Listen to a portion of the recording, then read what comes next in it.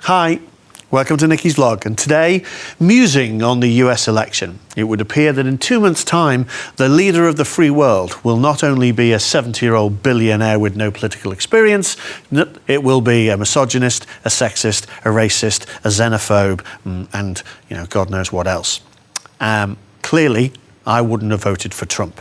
However, my advice out to all of my friends, probably none of them would have voted for Trump either, is like the cover of The Hitchhiker's Guide to the Galaxy, don't panic.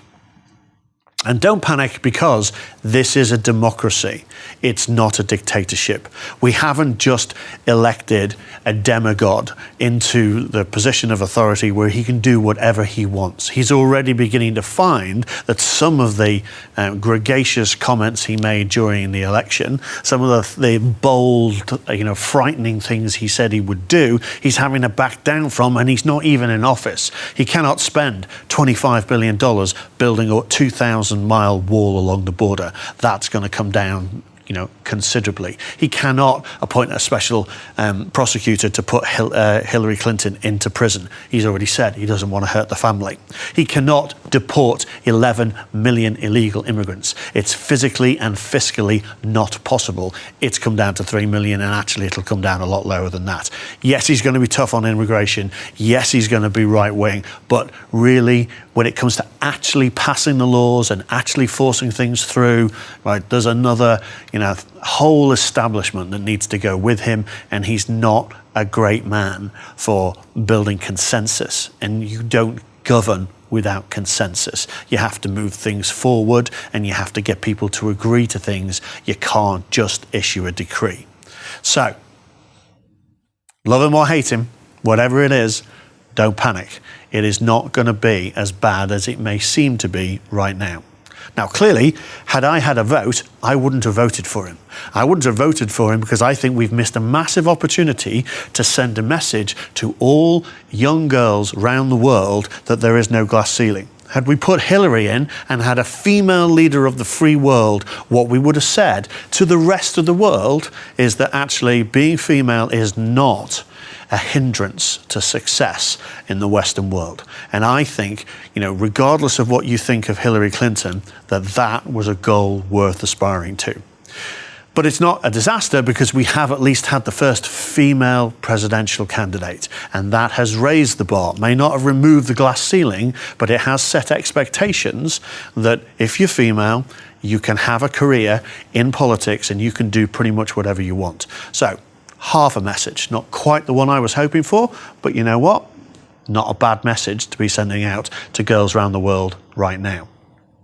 Now, my message in my show, To Pee or Not to Pee, is largely around, equality of gender opportunity and gender diversity. And in the show, I talk about Trump and I talk about Trump's America. I list him as the typical average businessman and, talk about how they probably, straight white males, have a very odd view of the rest of the world, and that when you step out of the straight white male category and look at the world differently, what you find is that really, we're all similar. What Trump's been doing is looking at the differences. He's been trying to find things that make you feel like the other person across the street isn't the same. Oh, he's Muslim and you're not. Oh, he's black and you're not. Oh, he's Mexican and you're not. Oh, he's gay and you're not. You look for the differences in people in Trump's world in order to scare people to go out and vote. But in reality, we've all got much more in common than we have differences. And if you look for the similarities, we're all human. We all love our kids. We all want to be safe. We all want to be secure. We all want to have a good time with our mates. We all pretty much don't care what everybody else is doing as long as it doesn't impact us and our ability to live our lives. That actually, we all have more in common, far more in common than we have differences. And it's those commonalities that are worth working for and worth fighting for. Here's my worry, okay? If we look at the female vote, So these are the statistics from the election.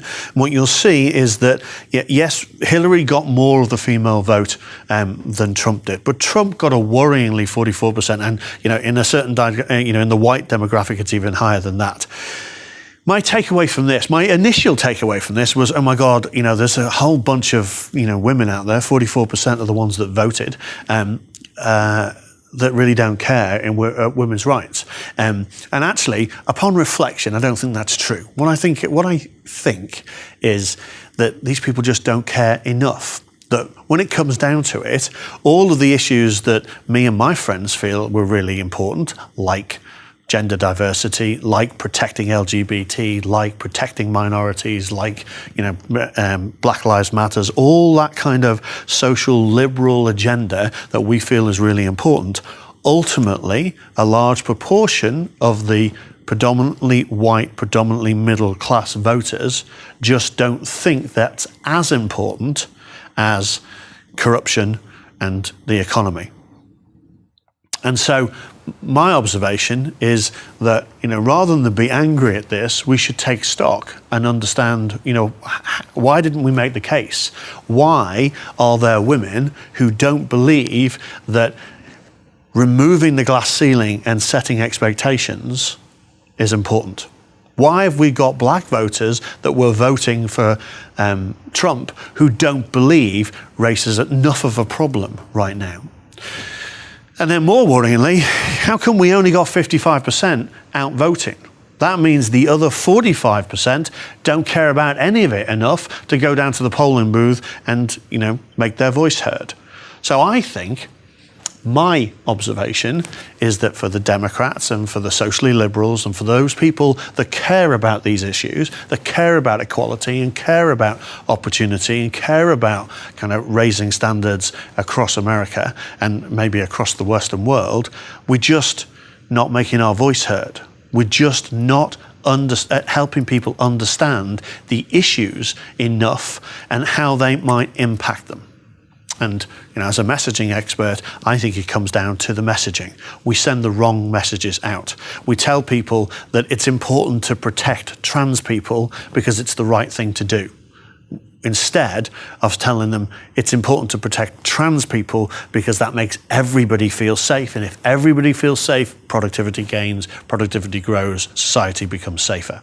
It's about not marginalising individuals in order to create a society that's better and improves for everybody. It's not about protecting 0.7% of the population. And we misplay it when we give the wrong message out. So my argument is we've got 2 years. We've got 2 years to start the campaign to get the Senate changed, and 4 years to get Trump out if he doesn't do something amazingly stupid and impeach himself in the meantime. And so I'm going to leave you with one quote.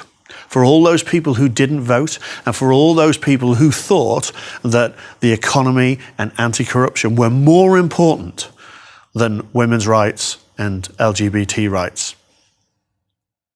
And it's to quote an Irishman who became a British politician, who made himself massively unfavourable with the British monarch in 1774 by defending America.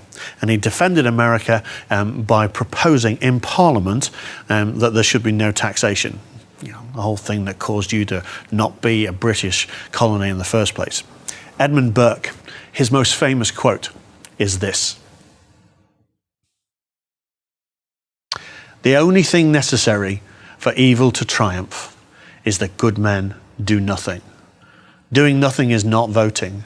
Doing nothing is not going out and campaigning in the streets when somebody makes an obnoxious remark during a presidential race." For what it's worth, I think this should be a wake-up call to all of you Democrats and all of you women's rights activists and all you feminists and all the people that care about these issues. We're not making enough noise. We're not raising awareness about these issues enough so that 44% of the American population can get out and vote and do something about it. You've got a massive opportunity. This isn't the end. This is the beginning of the fight for equality. Get up and fight. That's what I think. Tell me what you think. You can find me at Nicci Take, www.niccitake.com. at Nicci Take, hashtag Take, /Nicci Take, or just Google Nicci Take and you'll discover me or my book or my website or my vlogs or whatever. Either way, love to hear what you think about this. Comments below. Bye.